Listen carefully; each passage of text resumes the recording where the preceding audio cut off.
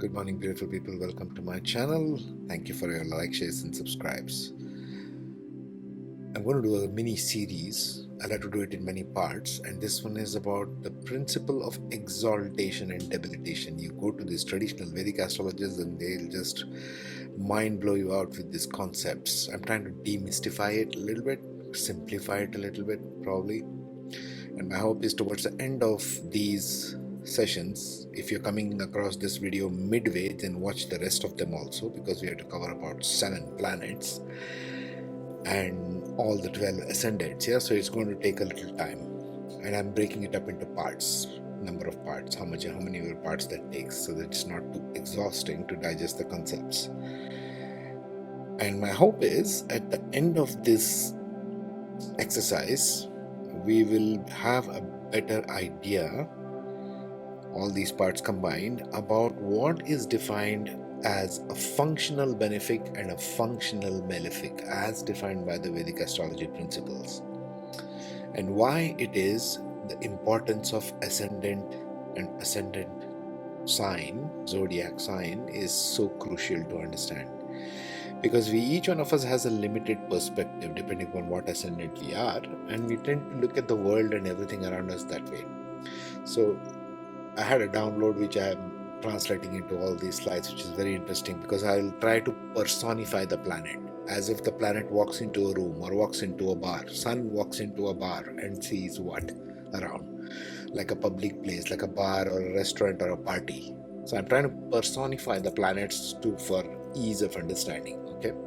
How the perception varies, and therefore what it translates to each and every one of the 12 ascendants. This is just so that you get a good understanding and a grasp of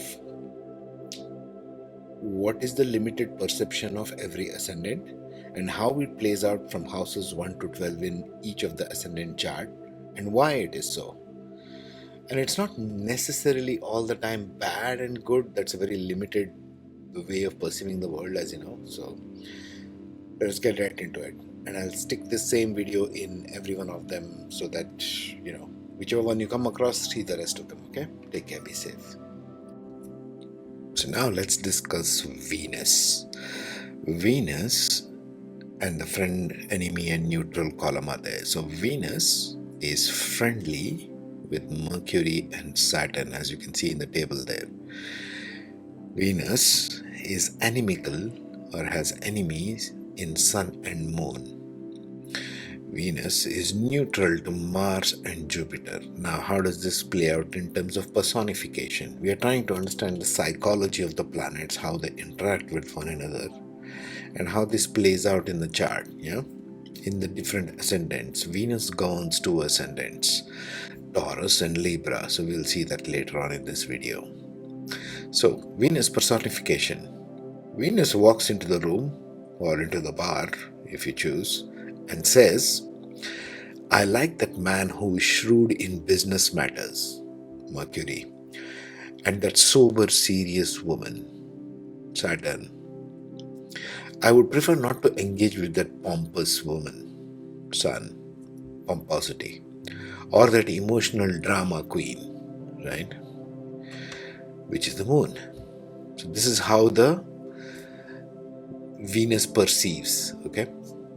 And Venus also says, "I find those action-oriented guys," Mars, "and the college professor kind of guys," Jupiter, to be curious. It's like you're curious, but you're neutral to it. You're not liking or disliking. There is no polarity there. Neutral means basically there's no polarity in the planet for these other planets. So Venus is pretty neutral to Mars and Jupiter, but it is very inimical to the Sun and the Moon. So this is how you personify the planets. This is how you study the psychology behind it, okay? Now let us see the 2 ascendants and how it plays out. Because Venus rules the ascendant of Taurus and of Libra. 2 signs. One is earth sign, one is air sign. Let's see how this plays out. So there you have the Taurus ascendant, by nakshatras, and you see placement of houses. So ascendant starts from 2, which is Taurus, and it goes all the way up till Aries in the 12th house, which is number 1. So I have shown the first house, till the 12th house here. And I have also marked friends and enemies and neutrals here with respect to that chart over there which we just saw. So Venus, talking of Taurus. Now Taurus, remember, is an earth sign. It's very grounded, earthly and fixed. Yeah, it's Rajasic, female and fixed sign. So what does it provide, this Venus? Venus has two colors. One is very earthly, one is very airy, mental, right? So you might say the aesthetic sense of Venus varies between grounding it in the earthly form and between thinking and conceiving in the mind, which is the Libra. Okay, so in Taurus, first let's see where the friendly signs of Venus come in. Mercury and Saturn. Now Mercury and Saturn rule four houses. Yeah, Mercury rules Gemini and Libra, Saturn rules Aquarius and Capricorn. So wherever Virgo and Gemini fall, and wherever Aquarius and Capricorn fall, the Taurus Ascendant will have friendly energies towards those houses. In the case of Taurus Ascendant, it falls in second house. Gemini falls in the second house, as you can see. Which means what? For a Taurus Ascendant, the elder siblings will be friendly to them. Second house is also for the elder siblings. Yeah. Whereas if they have younger siblings, they will have enemies. Why? Cancer falls in the third house. Third house is also for the younger siblings. Taurus is also having fierce competitive energies coming into their lives. Why? Because fourth house is for peers, your peer group, your competitive group, people you study with, people you do business with, your competitors in business. Okay. So Taurus Ascendant will have challenges with respect to third house areas because it's an anemical sign. Why? Because Cancer is ruled by Moon and Venus is anemical towards Moon. It will also have challenges with the home front, with the matters of the heart, the emotional front. Why? Because Leo falls in the fourth house for a Taurus Ascendant. As you can see, number 5 is marked, ruled by the Sun, and it's an enemy sign, as you can see in the table there. So Taurus Ascendants will have two challenging areas through life, or what we would call as functional malefics. They are not malefics by themselves. Nothing is malefic or bad by itself. It's a relative term. Why? Because Venus puts on a pink colored glasses and looks at the world from the ascendant. Therefore, the house number 3 matters of that house and matters of the fourth house, heart, mother, homeland, etc., are challenging to the Taurus Ascendant. Now let's see the friendly ones, Mercury and Saturn. So house number 2, the elder siblings, home, family, everything works out well for the Taurus Ascendant. Generally a good area for them.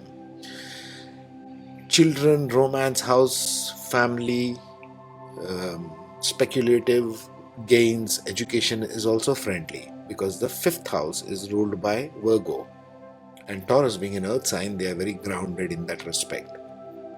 So if, for example, if Mercury falls there, Mercury is exalted in the 6th house, these people will be very good business people, right?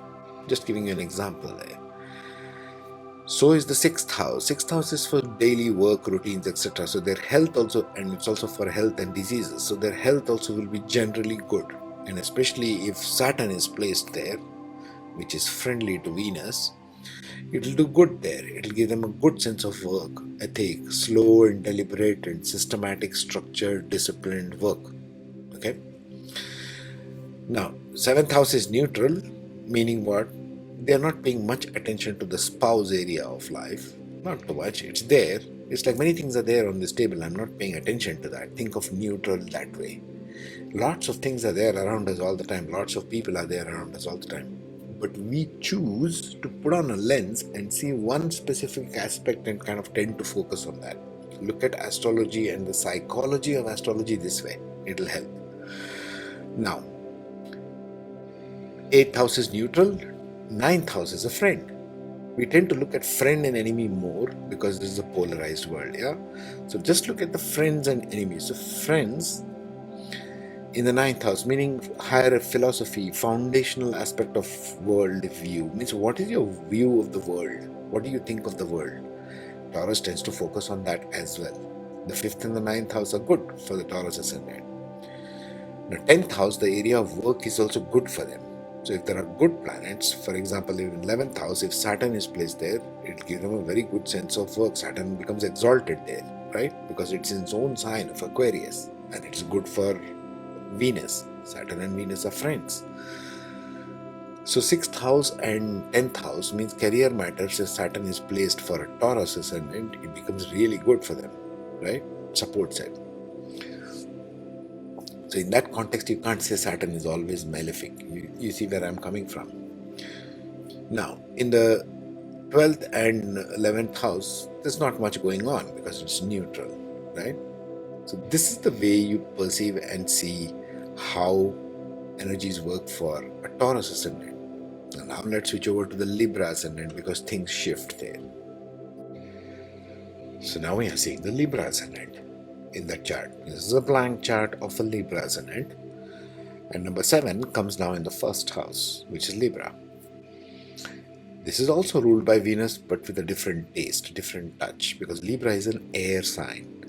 It's a Rajasic, movable, male air sign. So it looks at the outward world and it goes out. Its energy goes out into the world from the mental plane. Okay? Air sign. Now, let us see again back to where Venus falls in here.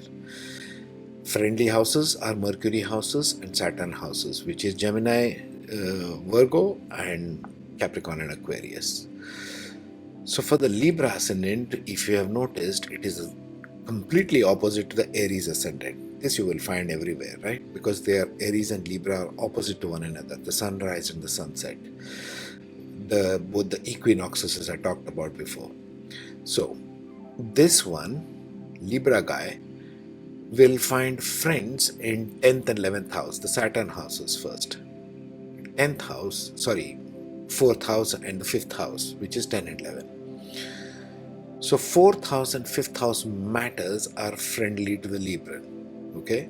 So matters of the home, they're always comfortable in home. They're always comfortable with the children. And since it is Aquarius, you can also stretch it to the Libran kids. The children of a Libran ascendant will always have a little eccentricity. They will always be a little different. There's an Aquarian signature to the children of the Libran ascendant. You can stretch it this way. Also the 9th house. 8th house and the 9th house matters are friendly to the Libran. Why? Because it is ruled by Venus and by Gemini. You see, the Taurus falls in 8th house. So for them, matters of occult mysticism, transformation are very fascinating to the Libran. Why? Because it's a friendly house. They tend to look at the friendly houses more. Every one of them. Every one of these ascendants. 9th house matters. They love philosophy, higher education, higher view of life, wisdom. Because this area also becomes a focus. It's a friendly house. It's ruled by Mercury, and Mercury is friendly to Venus. You see? Now if you take 10th house, this is a challenging area for the Libran. 10th house is for career, but it is ruled by the moon. So ruled by the moon, any house which is ruled by the moon typically tends to vary in their life, right? So Librans have a challenge on the hands, career-wise. Why? Libran ascendant faces constant changes in career because Cancer rules that house. And also, it's an enemy sign. So they have an emotional attachment to work, yet they're having constant changes through the work area and the career area. And it's an enemy sign because it is ruled by the moon. And Venus does not like the moon. That's why it becomes challenging for them. Also challenging for them is the next one, which is ruled by the sun, because Venus does not like the sun. And which is the 11th house of gains, of elder siblings, of money received from the world, right? Gains, economic gains. Fulfillment of desires is also the 11th house. Whatever we desire, we wish for a number of things, but not necessarily we may get all of it, some part of it probably. Now, that becomes an enemy house for a Libran ascendant because Venus, which rules the first house, does not like the sun.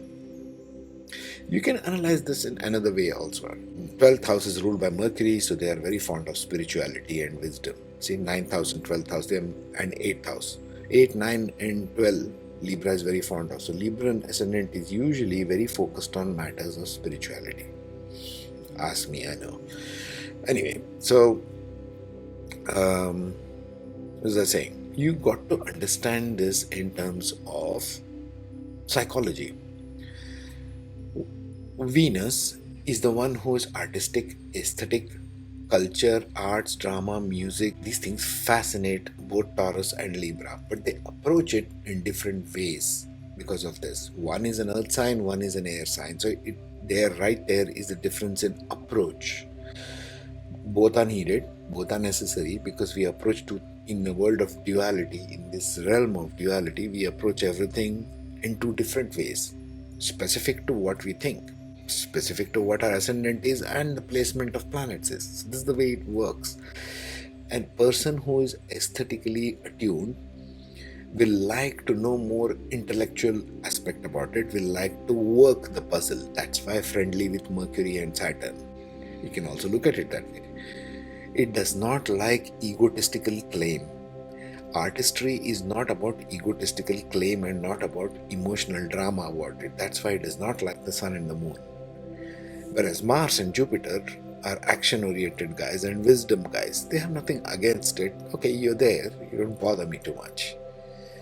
So that, my dear friends, is the story of Venus. Next, let us see Mercury. Next video we'll do Mercury. Take care, be safe.